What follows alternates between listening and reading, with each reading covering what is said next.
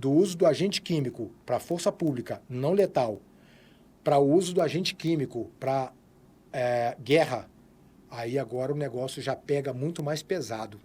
Então, assim, qual é a minha opinião muito pessoal e até o meu temor que seja Estados Unidos, seja Rússia, seja quem se envolver mais aí ainda nessa guerra, possa vir a usar a guerra química como arma, como parte beligerante ali. E aí sim vai trazer uma preocupação muito grande. Por quê? Porque hoje, em se tratando de guerra química para forças armadas, guerra verdadeiramente, nós temos aí gases que deveriam ser desinventados, para você ter uma ideia. Um deles, inclusive, é o VX, o gás VX, onde uma gota dele, aqui em cima dessa mesa aqui, já faria efeito sobre mim, você e o colega ali. Um poder letal, inclusive, uma gota dele. Não é só desconforto como você estava citando Não, antes. não, Já é letal. Já é letal. É um gás voltado para a letalidade. Tanto é que tem uma convenção de agentes químicos, de armas químicas, em 1993, acabou com o uso do gás VX, por conta da letalidade dele. Então, assim, é exterminar, é genocídio o uso do agente VX. E ele é 100 vezes, para você ter ideia, ele é 100 vezes mais poderoso que o gás sarin. E olha que o gás sarin já é extremamente mortal, foi muito utilizado em guerra. Esse assunto de agente químico, de guerra química, tudo começou lá atrás, sabemos muito bem disso. Desde a época lá quando Israel era o povo israelita e tal, enfim, tudo aquilo ali. Quando começou através do quê? A resina, né? A resina tirada ali de algumas árvores para poder causar irritação na tropa inimiga. O próprio vento, como eu falei, uma das responsabilidades do operador químico é o quê? Ver intensidade e direção desse vento, porque isso é importante para a nossa vantagem tática, entendeu? E aí o que fazia no passado, quando não tinha esses agentes aí industrializados? Eles utilizavam cal. Então eles pegavam cal e o que fazia? Pô, você na guerra, principalmente debaixo do sol quente ali, a transpiração é natural acontecer. O cal em contato com o líquido, o suor ou a água ali, é acidez imediata, queimadura até de 2º grau. Então, o que se utilizava muito naquela época? A cal como agente químico, com forma de agente químico. E aí eles abriam tambores também, né, com o vento soprando naquela direção dos inimigos ali, e pessoas eram contaminadas. Então, assim, você veja que a guerra química ela é eficiente e utilizada desde muito tempo. E hoje, esse é o meu temor, de que alguma nação, algum país desse aí envolvido nessa guerra aí, que eu espero que acabe o mais rápido possível, não chegue a fazer uso de nenhum material químico, porque se fizer, nós teremos aí a história prolongada por muito e muito tempo, em pleno 2022, como eu te falei, né? Então, a preocupação maior é essa. E detalhe, até então, estatísticas provam que as únicas nações que ainda detêm, mesmo com essa convenção aí de armas químicas que baniu em 1993 o agente VX, as únicas 2 nações que ainda detêm esse gás, quais são? Estados Unidos e Rússia. Então, isso é um fator preocupante. Eu não sei, né, e espero até...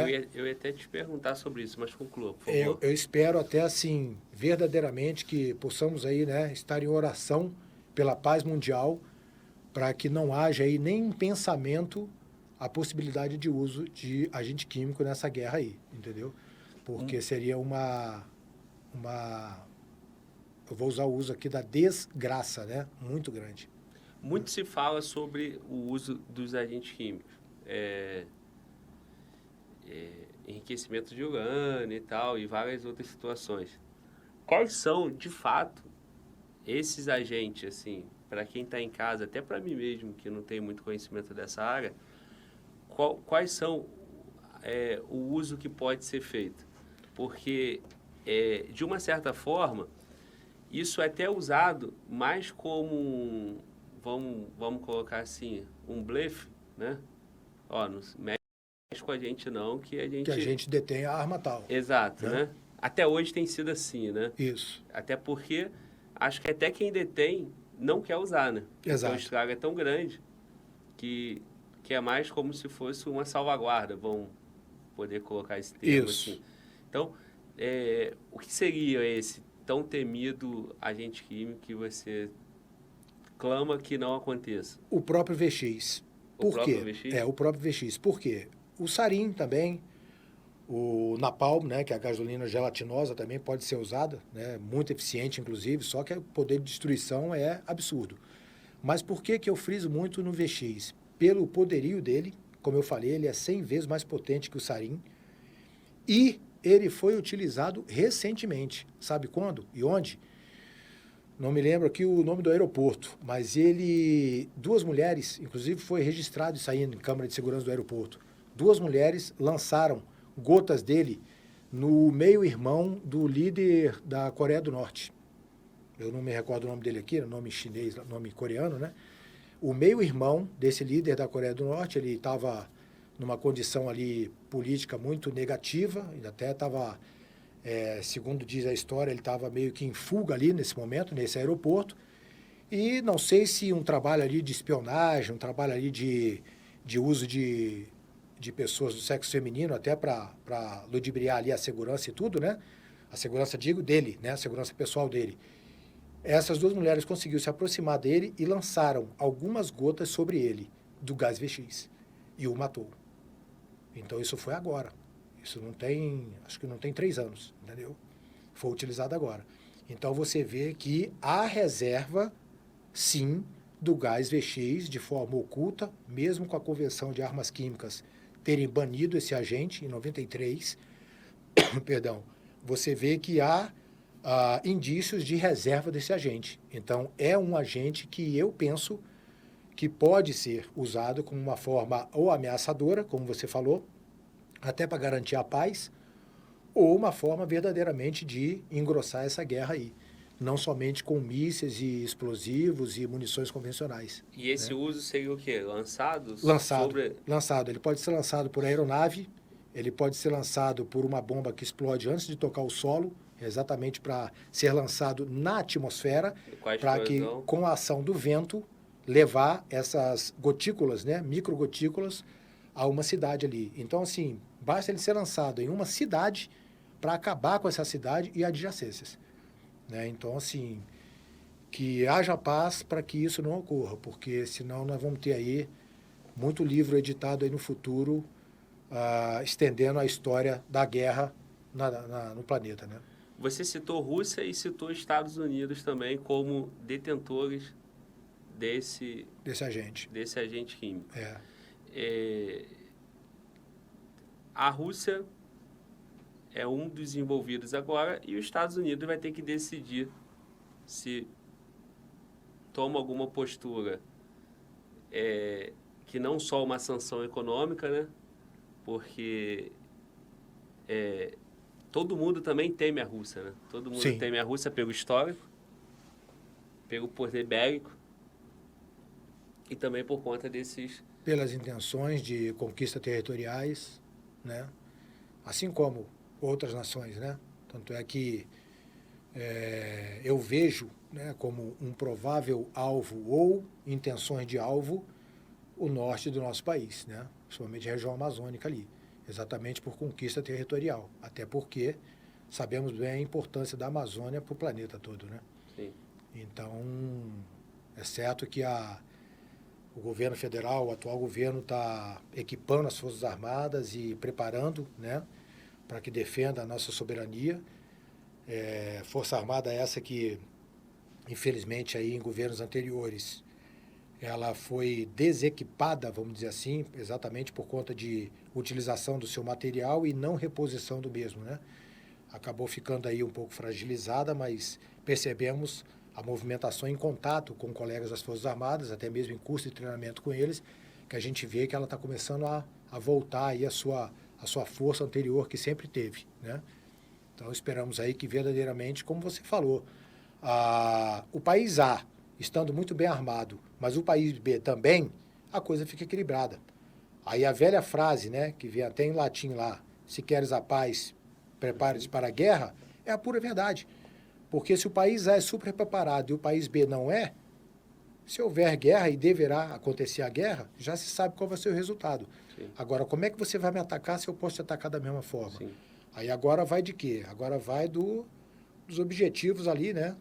em mente ali do ego, da personalidade ali de cada líder de nação aí para saber o que vai se decidir. Que é basicamente o que está acontecendo lá. Que é o que está acontecendo. Você pega, de um lado, uma nação que tem lá o seu poder, o seu efetivo, tanques de guerra, caças e tal, mas comparado com o outro, é 4, 5 vezes menos. Então, como é que tu vai para um combate onde de um lado tem uma tropa de quase 1 milhão de homens, no outro tem 100 e poucos mil, Exato. 200 mil, não sei se é exatamente esse número, mas é algo desse vulto. É isso. Então, assim, é aquela situação que parece que é assim, irmão, eu não vou assumir que eu estou fugindo da guerra, eu não vou falar jamais, não, tudo bem, pode pegar meu território, porque ninguém vai querer assumir isso dessa forma, então tenta chegar na diplomacia e chegar no resultado. Mas, por um outro lado, o mundo todo sabe que não tem como. E o mundo vai ter que decidir se vai entrar num caminho lá da discussão deles ou não, né? Aí tu citou Brasil, os nossos pontos também de dificuldade e sensíveis. Hoje lá, o que aconteceu? Pelo que eu li por alto, assim, por pouco, e aí já peço até respeito se eu falar alguma coisa aqui que não seja exatamente como é que foi. Primeiro, de imediato, os caras tomaram pontos estratégicos. Aeroporto, base de defesa. Energia, a usina lá, né? Exato. E assim, isso. Em minutos, em hora. É isso. Tamanha desvantagem, a estratégia de um lado, um poder de um lado contra o outro. Você falando disso aí, eu me lembro de um episódio aqui que eu vivi. Eu tive a oportunidade de conhecer Israel. E falando ali do uso do agente químico lá atrás, que é utilizado até hoje também, eu volto a falar dessa estratégia, né? Essa tática de defesa aí de Israel naquela época. Você sabe que o rei Ezequias, quando o rei de Israel ali naquela época, ele estava sob a ameaça ali da Assíria, ser invadido. E aí, até hoje é utilizada essa estratégia. Acaba-se com o quê? Com a fonte de luz, com a fonte de água, com as usinas, né? Ponto estratégico para destruição. Bases militares, enfim. Naquela época não era diferente. E Jerusalém tinha uma fonte d'água do lado de fora dos muros de Jerusalém. E aí qual seria o primeiro ponto a ser atacado pela Síria ali? A fonte d'água de Jerusalém. Acabou com a água de Jerusalém, dar tempo ao tempo que eles vão se render. Sem água? Não tem como, vão se render. Então o rei Ezequias ele foi avisado dessa situação, da aproximação da Síria, e o que ele fez? Ele construiu um túnel subterrâneo por baixo de Jerusalém, com a fonte d'água por debaixo da terra. Então, quando eles chegaram lá e acabaram com aquela fonte d'água lá, já tinha uma outra fonte d'água dentro de Jerusalém. E eu tive a oportunidade de atravessar o chamado túnel de Ezequias, de 500 metros de extensão, com a água, ora até a canela, ora até o joelho, gelada, límpida, lá dentro super refrescante, a mais ou menos ali variava entre 1,70 m de altura a 2 metros, e a largura ali, mais ou menos de 80 centímetros, às vezes 1 metro, né? E a gente pôde perceber ali a escavação feita pelos israelitas naquela época, exatamente para quê? Para evitar que Jerusalém fosse invadida através dessa atuação tática aí de acabar com a fonte d'água. Então, você vê que essa estratégia é usada até hoje. E é isso que eles estão fazendo. Pelos alvos que eu pude ver ali pela televisão, informando ali os locais bombardeados, foi isso. Agora já se tem relato aí agora no final da tarde que já fizeram ataques até na parte da população civil, né? Aí já complica, né? Aí já complica porque é gente que não tem nada a ver com a situação que está morrendo. Né? Agora, irmão, como que eles conseguem tão rápido assim conseguir tomar esses pontos, cara?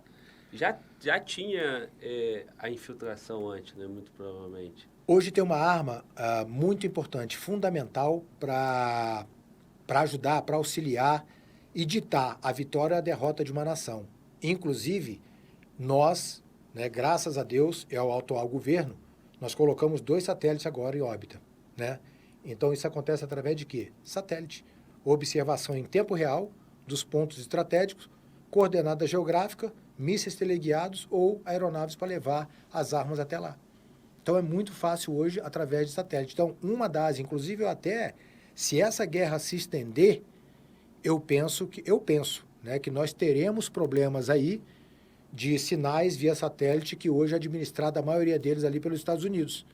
Né? Então, por estratégia militar, os caras podem interromper sinal, manter para eles e interromper para algumas nações, porque é através deles que a gente consegue, por exemplo, hoje você entra no Google Maps, aliás, no Google Earth, estrategicamente você vai ver a imagem lá, por exemplo, lá de onde você nasceu. Você vai ver a imagem lá de 2 anos para trás. Não vai ver a imagem atual, é claro, estratégia militar. Então, como hoje cerca de 21 satélites são administrados por eles, eu penso que se essa guerra se estender, nós poderemos ter ter dificuldade aí de sinal de satélite para algumas atividades aqui no Brasil.